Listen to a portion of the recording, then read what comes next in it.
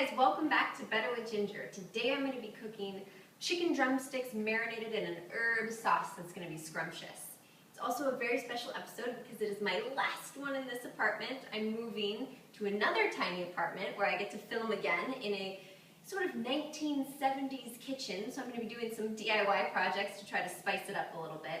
And what's weird is my kitchen looks normal, but behind you there is no furniture. It's just an abyss. All my cupboards are empty. It's kind of a movie magic here. So I had to cook dinner, and I don't really have anything to cook, so I had frozen drumsticks in the freezer, and then some of my frozen herbs.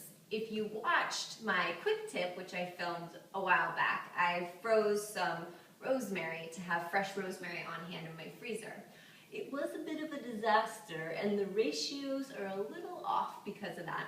But essentially what you're going to do is each ice cube is going to be 2 tablespoons, a tablespoon of herbs, and a tablespoon of water. So for this recipe you need 4 tablespoons of rosemary and 4 tablespoons of oregano. So don't mind my ice cubes, they don't make sense. You are going to have 4. So I'm going to pop these guys in the old bowl. If they come out, this is my rosemary. This is the rosemary you saw explode all over my kitchen if you watched, and if you didn't, maybe you should skip that one. No, you should watch, it's funny. And then this is my oregano, where all the oregano's at the top. And this is 4. So I redid this, or I did this the correct way with the 4. So I'm going to pop this in the microwave. You're going to do about 30 seconds for a cube. You just need to soften them up a bit for the marinade. So I'm going to pop these in.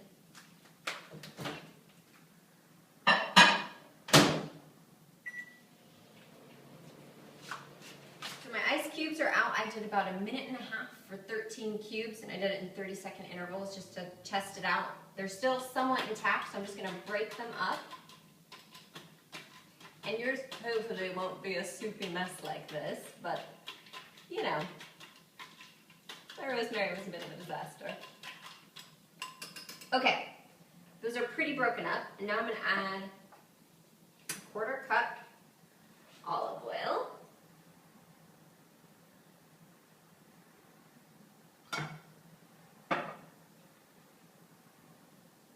And then I'm going to salt and pepper.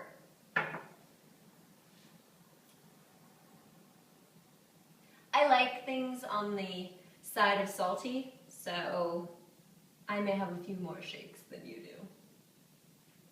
And then pepper. Also, because I have, if you're just using fresh herbs without the ice cubes, then you're going to have less liquid, so you may need less salt and pepper. And then, my favorite part of any recipe, 4 cloves of garlic. Finely chopped.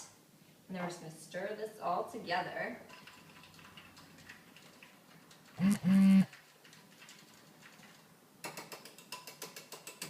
then this is going to go, this is the marinade that's going to go with the chicken. So normally you would marinate this in a bowl or a Ziploc bag, but I wasn't lying when I said that I am moving, so I don't have any of those anymore. So I have this Whole Foods bag. It's wet because I tested it with water to make sure it's actually waterproof. And I'm going to do the chicken in 2 ways. I'm doing skinless and skin on.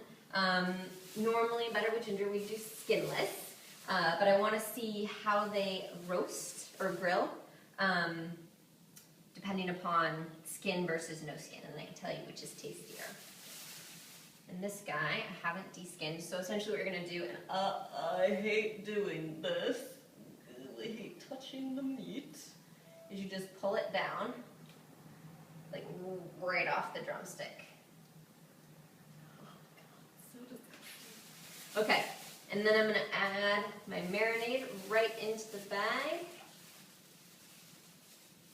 And you're just going to touch it because, roll it around in there. And then I'm going to stick this in the fridge, tie it off, stick it in the fridge for at least 1 hour, and you can do it up to overnight, so like 12 hours. But once you have your raw chicken and it's thawed, you want to cook it as soon as possible. So we'll be back to grill this up and do a little taste. chicken marinated for a couple hours, and now you have two options. You can grill it on your barbecue, but since we're inside the Better with Ginger kitchen, I'm gonna broil it. And what you need to do if you're broiling, to make it similar to grilling, is you're gonna wanna put it on a broiling rack, which looks like this guy. It has the ridges on it, and then the fat drips down into it. So one thing with your broiler, I have mine turned on, it's preheating. I'm gonna put the chicken in on the broiler, and then I'm gonna cook it I'm gonna just keep rotating and checking it. I read that, because I usually do this on the grill, that in a broiler you can do it for around 15 minutes. So we're gonna see if that works, and I'll report back how long you should grill yours for. And remember, we have half skin and half non-skin, and the skin can tend to burn because of the flames. So you want to check those, and if you're doing it in the house, it can get smoky, so you want to make sure.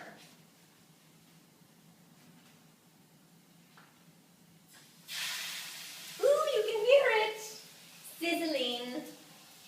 And look at them, they're coated in the delicious herbs.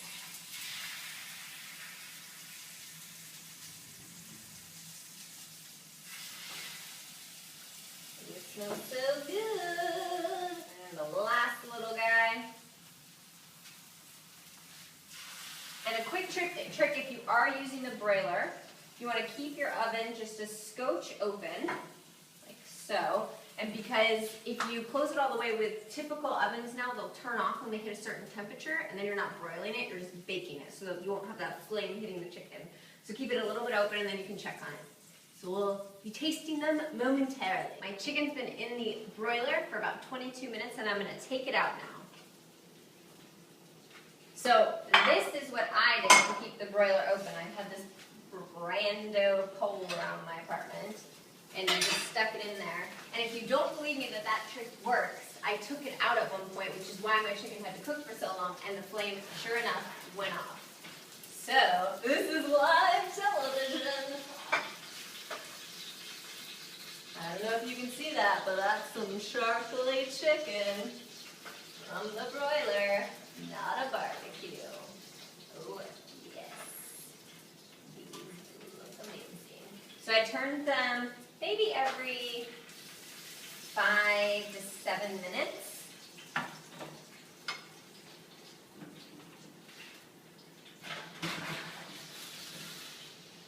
And there you have it. You can make your own little summer chicken truckin' chompin' drumsticks without a grill. So I hope you enjoy and have a tasty little treat.